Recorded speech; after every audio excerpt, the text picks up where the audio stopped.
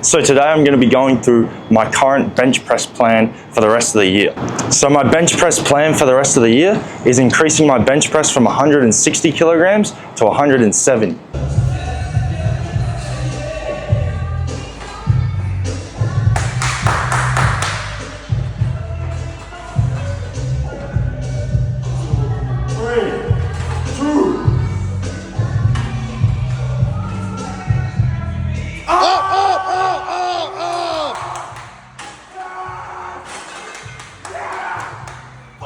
The way I'm going to accomplish this is by specializing in training the bench press as frequently and as intensely as possible.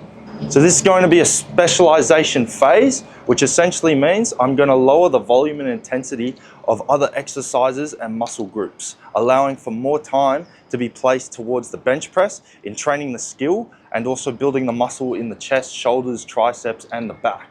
The most important factor in facilitating growth in the bench press can be divided into two components: increasing the muscle in the chest, shoulders, and triceps and upper back, and increasing and improving your technique in the actual bench press. So the training will be the most important factor in determining how fast I can progress in increasing the numbers in my bench press. I'll be accomplishing this by training 5 days a week from Monday to Friday. Monday, Wednesday, and Friday will all be training the bench press in some kind of way, while also emphasizing the triceps and the upper back. All 3 days will start off with some sort of bench press variation, and then going into a tricep movement, and then finishing off with some back and a little bit of biceps as well. For Monday, I'll be starting off the week heavier by doing an overloading bench press variation. For example, today, I'm going to be doing the dead bench, which is bench pressing starting at the bottom off of the safeties. This is really good because it builds dead stop strength from the bottom without any stretch reflex. This will translate to pure drive out of the bottom of the bench press, even better carryover than what a pause bench press will give you. Afterwards, I'll be hitting triceps in the form of the JM press. This is a really good overloading movement again for the triceps, as it puts it under an immense stretch, as well as being able to lift a lot of weight because you can use the chest and the shoulders as well to help you. I will then be finishing with a machine row, as this is very stable and I'll be allowed to output a lot of force towards the back. Then, to finish off completely, a little bit of biceps, but that's not really that important at the moment. See, when specializing, the other muscles will be put on the back burner.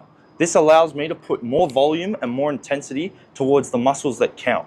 This means that for muscles like the legs, the shoulders, the biceps will be put on the back burner and won't be hit with as much volume or intensity. Make sure you don't get the mess. Yeah. Another way that you can increase your bench press is by wearing nice smelling colognes. When I like to get under the bar, you know, sometimes instead of using smelling salts, bro, I just get someone to pass me one of these, you know. Get amongst it, you know what I'm saying? Wait. Now, let's actually do that. I'll take that to the gym, right? And before I do one of the sets, I'll just be sniffing it, right? Because that's funny. Is that a good idea? For Wednesday, I'm going to be starting off by doing the block press, which is a great bench press variation which reduces the range of motion slightly, but it will focus more on that mid-range. And for me, the mid-range is where I suck at. It's where I go like this and I fail. So like, yeah, run a clip of that. Let's run a clip of that.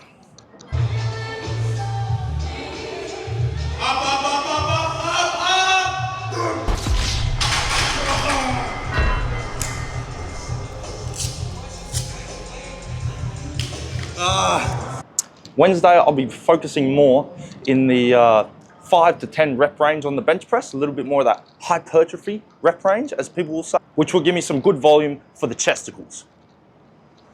I'll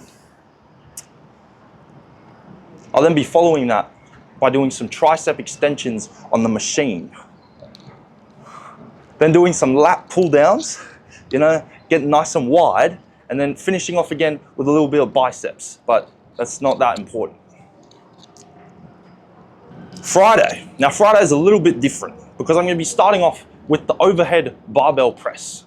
Now, you might be saying, why not just do another bench press variation? And the overhead press is actually kind of a bench press variation. It's just a bench press, but standing up. Because you're still working the upper chest, you're still working the front delts and a lot of the triceps. It's still going to give you good carryover to the bench press. And a lot of people will actually find if they increase their overhead press numbers, their bench press will naturally increase as well. I'm going to be doing a few sets of this in roughly the 5 to 8 rep range, heavy-ish rep range. Then, followed by that, I'm going to be hitting some weighted dips, paused weighted dips, because that's going to give me a nice stretch. Going to be doing that for around 8 to 12 reps as well, a little bit more hypertrophy rep range. See, we're still hitting the chest. Then, I'm going to be doing some more tricep work. I'm going to be doing some push downs again, which is going to be really good for the elbow health. Then, I'm going to be doing some cable rows and finishing off with a little bit of forearm work because we can't leave that out. No biceps today, mate. Just so we're clear, the point of my program is to increase my bench press. So for Tuesday and Thursday, which is the day I'm going to be training the legs and the side delts, I'll be starting off with some lying leg curls on Tuesday, then going into a squat variation. I haven't really decided yet. It's not that important, like I said, because these are going to be maintained. I'm not trying to build much muscle or strength in the legs. Then just moving on to some lateral raises and some upright rows on Tuesday. Now you might be saying, where are the calves? Mate, I don't train no calves, mate. Never have, never will. I don't care. I'm 6'3", mate. I don't care. I was born with long legs. I'm never going to get the calves, bro. It doesn't matter how much I train, bro. It didn't matter if I took the stuff, bro. It doesn't matter, bro. For Thursday, which is going to be the second legs and side delts day, I'll be starting off with some reverse hyperextensions, good for the glutes, good for the lower back, you know, keeping you nice and safe. Moving on to some stiff-legged deadlifts, which is, you know, good for the glutes again. Then gonna move on to another sort of quad exercise, haven't really decided yet, probably some sort of lunge or leg press. And then I'm going to be finishing off with some machine lateral raises. As the weeks progress, I'll be tapering my volume and intensity towards maxing out on the bench press, on the competition bench press. This will increase the percentage of my 1 rep max that I'm using, whilst simultaneously decreasing the reps, as well as putting variations in that are more specific towards the competition bench press.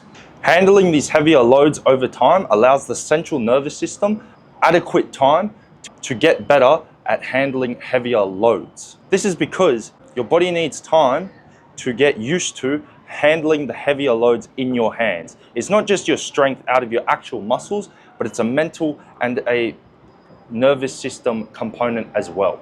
The periodization scheme I've chosen is a blend of linear periodization, daily undulating periodization, and conjugate periodization, west side periodization.